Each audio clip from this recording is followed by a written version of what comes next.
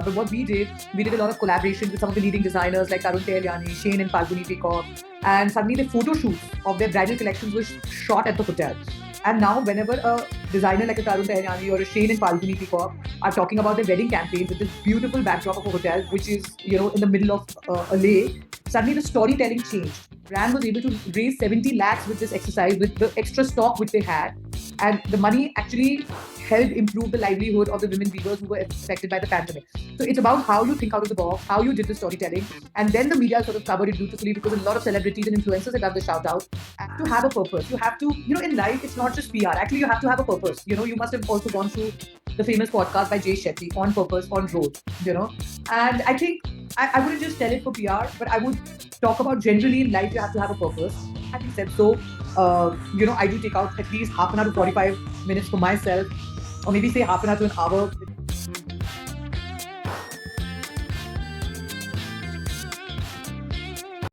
Hello, everyone. Welcome back to our podcast series, PR and Purpose, a show where we explore how storytelling, communication, and purpose are shaping the way businesses grow and connect. I'm your host, Radheshwari, and today I have a very special guest with myself, someone who has built India's most respected PR consultancy, Stuti Jalan, founder of Crosshairs Communication. So thank you, Rajeshwari. It's a pleasure to meet you, and I love talking about PR. So over to you. So a little introduction for my listeners. Stuti has founded Crosshairs Communications in her early 20s. Over the past 2 decades, she has collaborated with more than 500 brands, spanning corporate houses, luxury and fashion labels, government organization, and much more. But what truly stands out is being a first generation woman entrepreneur. Stuti has become a transformative force in the PR world, PR and communication world. And of course, while using this communication as a tool, as a force for positive impact. So in this episode, we will deep dive into what purpose actually means in the PR world and how this PR world is evolving, communication is evolving. So Stuti, welcome to the show. And I'm very glad that I can talk to you with today. Thank you so much for being here. Thank you so much. It's truly a pleasure to be talking about the PR industry, something which I founded in my 20s. And the PR industry has sort of changed. Just to tell you, if I have to go back to my journey, I remember I started my career with Ogilvy PR. I mean, it was a campus placement. And within a year, I thought I was in the wrong profession. There was a point where I actually thought I was in the wrong profession. And lifestyle PR was just sort of opening up. And someone just told me, why don't you start off? And I said, I don't have any experience, but I did something which was a charity run for underprivileged kids in the area of sports. And we had Anand Mahendra, Milind Soman, Tara Sharma, Rahul Bose running for the event. And suddenly that made it to the front page of all the newspapers in the country. And before I knew it, Crosshairs as a company was born. And so it's been a great journey. We've launched a lot of luxury brands like Hermes in India. Currently, we represent a lot of hospitality brands, like we represent Accor in India. We have the luxury portfolio of Raffles, Jaipur, Udaipur, Paris, Fairmont. So, we have a lot of luxury lifestyle businesses. But what I have noticed, especially in the last 7 or 8 years, the industry has moved, uh, uh, especially post pandemic, I would say. Now, whenever I look at lifestyle, luxury, it's all about the era of collaborations. It's all influencer marketing. A lot of things have moved digitally. So one of the things which I have sort of noticed is it's like we are collaborating. So let's say Raffles, Udaipur, when we first started work with them, I think 3 years back, uh, no one really knew about it. And maybe before us, whoever was doing, maybe they just had the traditional approach of PR by just doing the media release. But what we did a lot of collaborations with some of the leading designers like Tarun Tehliani, Shane and Falguni Peacock. And suddenly the photo shoots of their bridal collections were shot at the hotel. And now, whenever a designer like a Tarun Tehliani or a Shane and Falguni Peacock are talking about their wedding campaigns with this beautiful backdrop of a hotel, which is, in the middle of a lake, suddenly the storytelling changed. And the media then started talking about it as one of the top five destination hotels in the country for weddings. So it's all about digital storytelling. It's how you do a collaboration and then, so you create a mood board, you talk about a collaboration, and then you talk about it with the media. So the way you paint the picture, that has changed. And of course, we also got an award during recently, like a couple of years back, which was on the most innovative storytelling in PR in the digital age. That was for our campaign, which we did it for this carpet brand. And it was like how uh, the weavers who were affected by the pandemic. So we had a campaign called the Social Fabric, which was leading with purpose. So it was a campaign which talked about women weavers. And let's say the brand had a lot of carpets, people have extra stock. So we said, why don't we give those to celebrities and let the celebrities and influencers talk about this campaign? So the celebrity and the influencers, let's say, got the carpet, which was extra strong, worth 50,000 to a lakh. And they did these shout outs for people to come and buy the carpets online. It was like an online auction. And the proceeds of that auction went towards the plight of women weavers, who were affected by the pandemic. So the brand was able to raise 70 lakhs with this exercise, with the extra stock which they had, and the money actually helped improve the livelihood of the women weavers who were affected by the pandemic. So it's about how you think out of the box, how you did the storytelling, and then the media sort of covered it beautifully because a lot of celebrities and influencers had done the shout out, and the weavers who were affected got their due, and we won an award, like a goal for the most innovative storytelling in PR in the digital age. So that is what I have realized, that how differently can you tell the story, and especially if it has a purpose, one can stand out.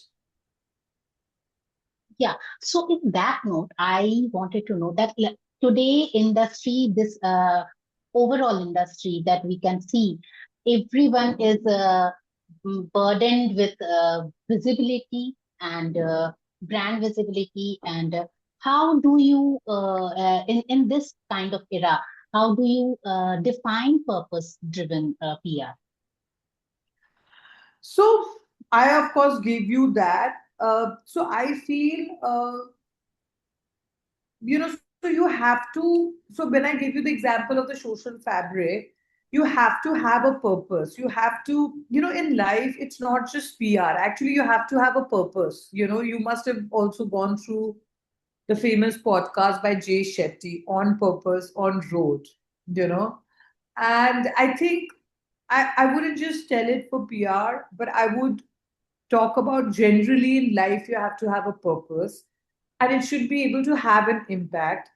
Uh, I'm just going to digress a bit from PR, but I do have a women's network, which is actually a movement to pay it forward. And it started with a purpose: how can we impact 10 million women globally by 2030? Now, so what I have noticed, whichever conversations, and I'm actually traveling globally for it, like I'm leaving for New York for the Climate Week and United Nations General Assembly. January for us is Davos during the World Economic Forum. And then Cannes is the biggest creativity festival. But I want to sort of take you back. So, of course, that's the other part of what I do. But I have met a lot of PR professionals globally, not out of India, but from different markets at these places. And I have realized that when they do things, it's about uh, the way they are creating story, and India has a lot of catching up to do. So for example, at Cannes, we had Anupama Ramaswamy. She heads Havas in India, which is the creative agency, and she got a gold for her campaign Ink of Democracy. This is a creative campaign. And of course, I met her at Cannes, and she was also a speaker at an event, and we were just talking about it. And she said, and Brazil is the focus of this year because of COP and G20 and various other things. Great. And she says, whenever there is a talk about Brazil, like even if there's an acknowledgement within the people in the media fraternity, creative agencies, PR, marketing, influencers, people really roar in an auditorium, at even a place like Cannes. But in India, a lot of things are disintegrated in that sense. Now, her entire campaign was again off purpose. It was Ink of Democracy, which was a Times of India campaign to do with our election. And so when I feel when you do something with the right intention and the right purpose, it does make news. You're able to create an impact when you lead with purpose, and the results are multifold. So that is something which I feel needs to be adapted by many more brands.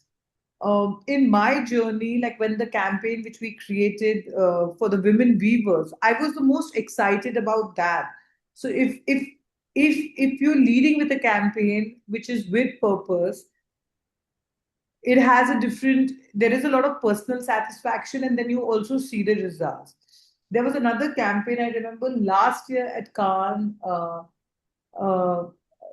it was, I think, Sonal who did this campaign for Whisper, Leo Burnett. And then she again talked about the whole social issue in smaller towns and villages when girls at the age of 9, when they get puberty, and there is not much awareness of it. So she talked about her entire campaign, that how in a very gentle manner she talked about it from an awareness point of view, which again led with the purpose of educating the young girls in smaller towns and villages who don't really have access to information. So that is where I feel these campaigns, which have happened tremendously on the more on the creative space, I see the changes happening in the PR space as well. But yeah, the more it happens, the better it will be for all of us. Okay. So you already spoke about PR world, PR segment. It's evolving over the years. This past to 110 decades, it has seen tremendous changes, right?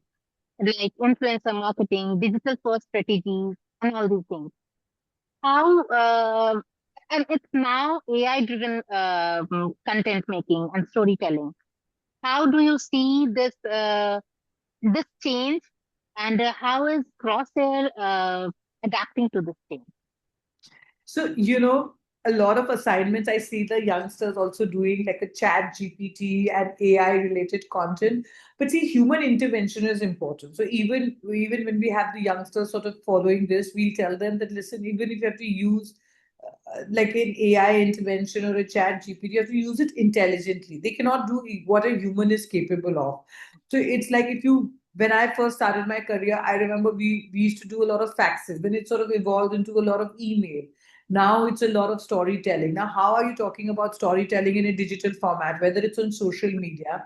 I also feel that how effectively you use one, of course, we've talked about the AI innovation, but globally, I see a lot of action on some of the social channels like the LinkedIn. So on a very professional, I have seen a lot of people like when I'm doing global events. When I use LinkedIn, it has a better result than just sometimes the traditional way. Of course, Instagram may work very well in the influencer network, but sometimes you have some KOLs like the key opinion leaders, or it's in-depth conversation. So depending on the sector and the space you're in, there has been a lot of storytelling in a different format. So whether it's a LinkedIn, whether it's a podcast. Now podcast, it takes a different form of social, which is going to YouTube and Spotify.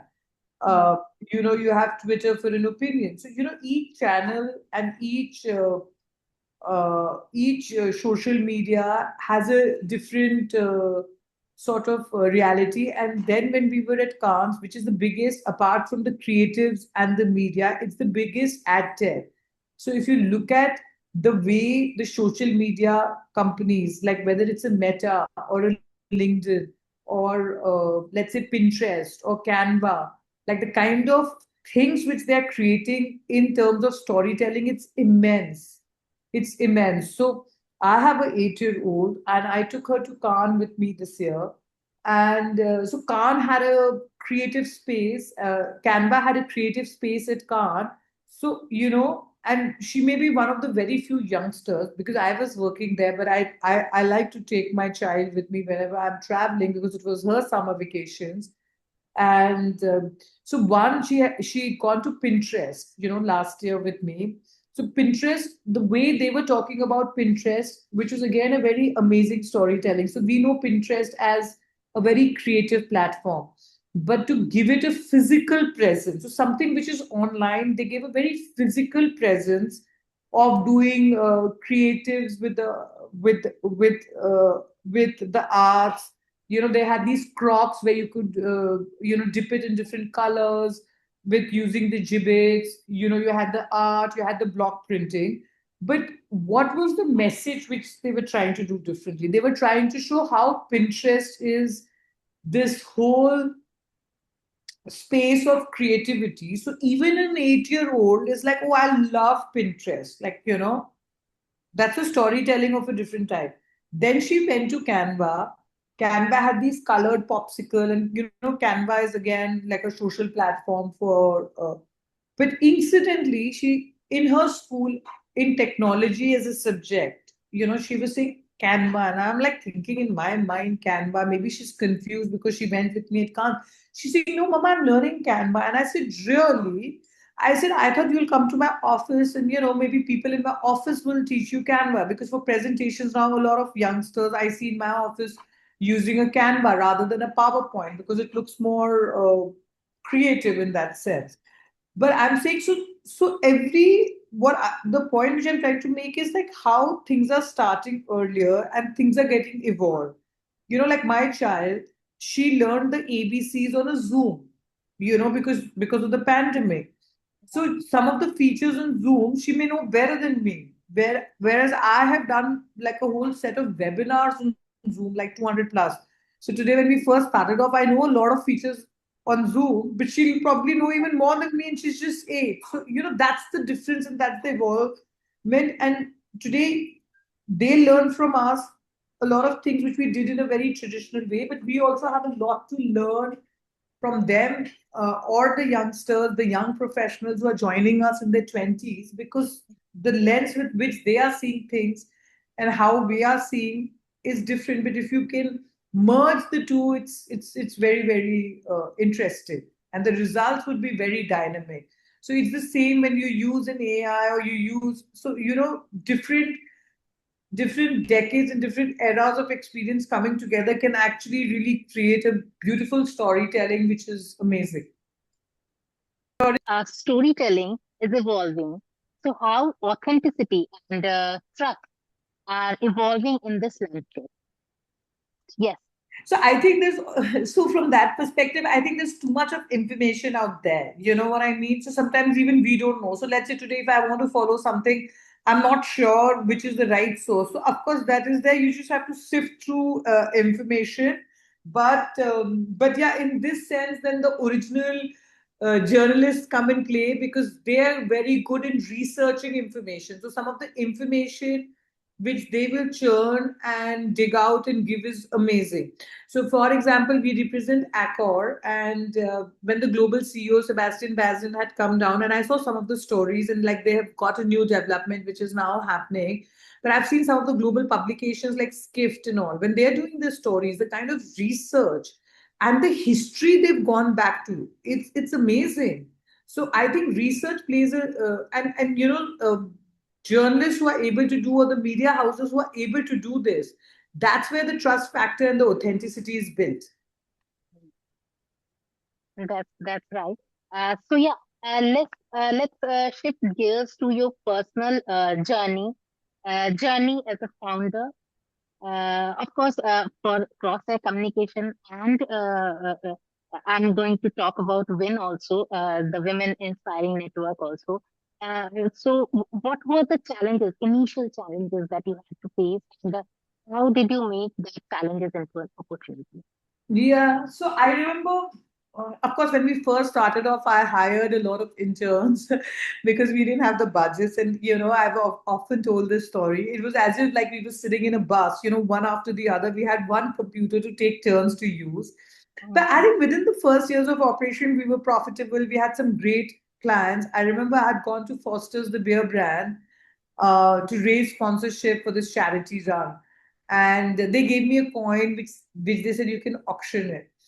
But of course, we never ended up using that coin. And when they came back to me a month later and they said, I thought they may want that coin back. So I said, yes, yes, I'll come by to your office and drop it. They said, no, you did such an amazing job with the Hope Run and how the storytelling was. So we would love to hire you. So, they were one of my first few clients. So, yeah, so I just feel, and I've always looked at challenges as opportunities. So during the pandemic, when the Women Inspiring Network, it was born because a Crosshairs client sort of came to me and said, let's do a webinar, but I can't afford to pay you. And I said, okay, let's do it, but I want women change makers on it. And and the reason I wanted, because I think somewhere at the back of my mind, I had gone for a leadership program 10 years back to the United States on women leadership. So they sort of imbibe on you how to pay it forward. So somewhere, I guess, in my own way, I was mentoring high school students, or, whenever anyone asked me to mentor, I was doing that, but it wasn't in a consistent manner.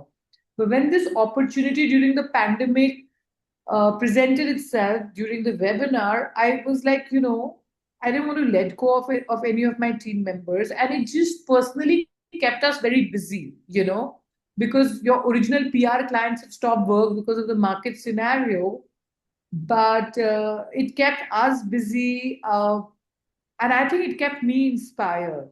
So, so when I say that I never really look at challenges as challenges, I look at it as an opportunity. It's like I just feel that you have to look at things with a very different lens. Like, of course, as an entrepreneur, you'll always face difficulties. Sometimes I'm like, oh my God, how am I going to even raise money for this? And then I feel that, okay, when you calm yourself down and you look at it from a different point of view, you will see a solution. Everything is very temporary. And it's about how you look at a problem. And before you know it, I guess you see the other side of it. So, Was this narrative any different for you as a woman entrepreneur? actually, so I've been asked this question a lot of times, and it was only 10 years back when I had gone for this leadership program. They said, oh, wow, you were this entrepreneur at 23, a women entrepreneur. Uh, I think the only thing I can reflect back on it is the awareness of being an entrepreneur and a women entrepreneur was very less 20 years back. Things have evolved, and I think things are improving for the better. Like there are more finance available, there are discussions which are happening on women, on women in media in general, whether on entrepreneurship, or let's say we have our own success stories of the Nika founder, how at this XYZ age she built Nika and then they came out with IPO. Now you look at the Brigade Group. So I feel when you have such success stories, the narrative changes of a country and generally of women in general, then that gives that inspiration to a lot of other people out there that they can do it. So, like for instance, as a child, I used to play tennis. And then I totally stopped playing for 20, 25 years. And in the pandemic, I remember I read Sania Mirza playing professional tennis, and I was like, oh my God, she has a small child and she's playing it. I have these tennis courts right next to me. So what is really stopping me? You see what I'm saying? So because I read about that particular story, I'm saying I took it up as my passion. I feel I've been my fittest self now than I was 10 years back before I had my daughter, because energy level wise I may have become older, but I've definitely become fitter. Like my team will say, oh my God, you have this tremendous amount of energy.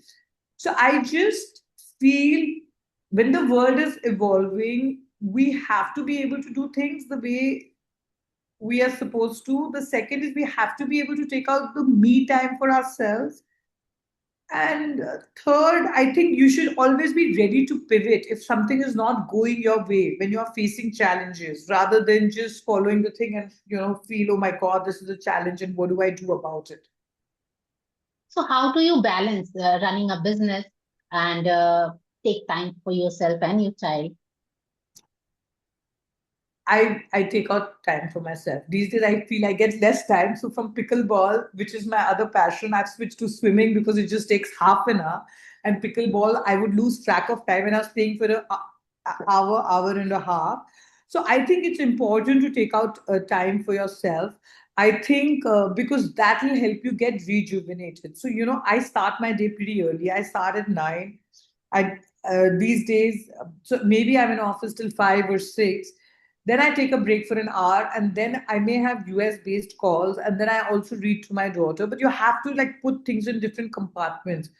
So, and you prioritize, So I want to spend an hour with my daughter in terms of reading and understanding, or even if I'm just around. I know sometimes she's complaining that, Mama, you're always on the phone, but I mean, that's something which I need to work That on. that's your Every work, actually, Hannah. Yeah, so that's something which I need to work on. But having said so, I do take out at least half an hour to 45 minutes for myself, or maybe say half an hour to an hour, depending on, and I play a sport which keeps me really energized, and it's important. It's really important. I feel that has an advantage of at least your 25 to 30% of productivity. That's important, and that I tell everybody. All You right. have to do it. Great. On that note, for young entrepreneurs, startup builders, or even to audience, the students who are listening to us, what is the one piece of advice that you want to give? How to craft a narrative that's authentic and purpose-driven in this era? I think you have to be true to yourself. You have to do the storytelling, what you feel in its true sense, words, and try and put that into words. So it's very important, and don't go after fake news or gimmicky stuff. I feel because everyone can see through that. Everyone can see through that, so it's important. So I feel sometimes when we all brainstorm together, the kind of ideas we come together with is immense. So I think, and it needs to be a collective and a collaborative effort, even amongst the different teams. So if it's a team lead with various juniors, so if it's a more of a collective lead, you get much more out of it when you're brainstorming. All right. One PR myth that you want to break and you come across all the time PR myth I want to that you break. want to bust. Yes. I think there is a lot of hard work which is involved in PR.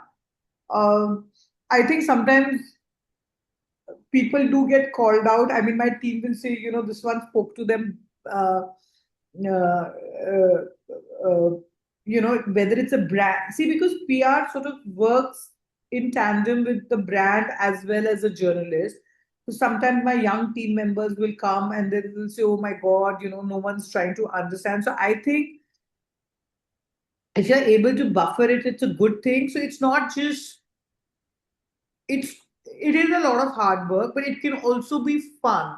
So if you see the movie, I mean, I'm just going back to the movie Emily in Paris. I like the way they've done their portrait of it. It's good. Some of it is true, some of it is not.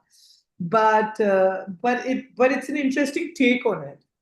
So I just want to tell the youngsters that if you're able to communicate, you like storytelling, this is the perfect profession, and follow your instinct because you're dealing actually with the CEOs and other people. If your stories are good, you're dealing with the CEOs, you're dealing with the editors, and it's a lot of pleasure to see your work sort of being talked about in media in that sense. So if you sort of follow the right storytelling tactics or the right story pitches, then you're working in conjunction with a journalist and not in isolation. That's great. So yeah, before we close, I want to do a quick rapid fire. Sure. Fun answers and quick answers only. Yeah. So ready? Yeah. All right. So if PR were a movie genre, what would it be? Any of the Stevens Spielberg type of movie, like because it had the thrill, it had the excitement, it had the storytelling.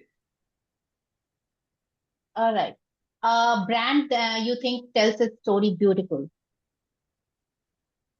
I think I love the Raffles brand from a storytelling perspective because it had its legacy being 100-year-old brand being bought out of Singapore, and then Accor acquired it, and I really like the way they talk about the different pillars, whether it's sustainability or any of the aspects. I mean, that's the brand which is coming to my mind right now.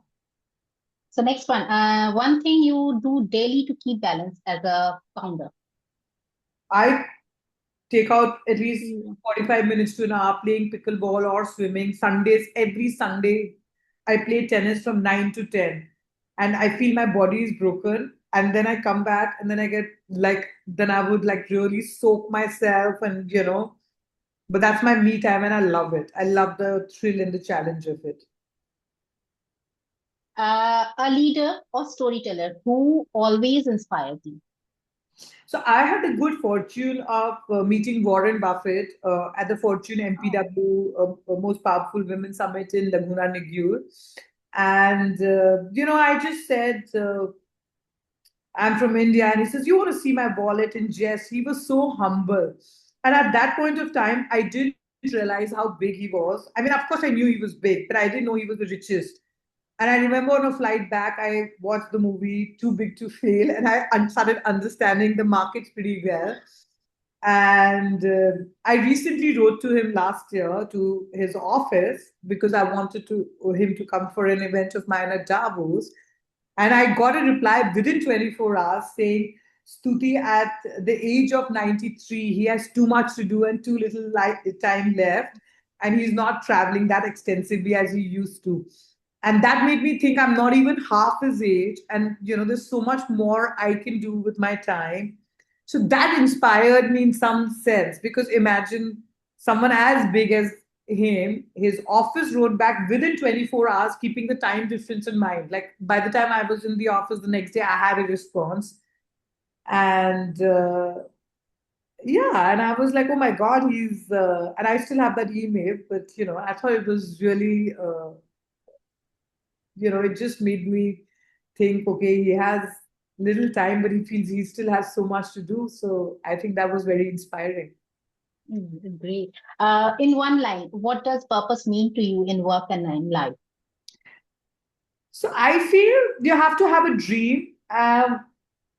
And, with purpose, you have to, I think everybody should imbibe on how they can pay it forward because then the personal gratification with which you get it, it's immense.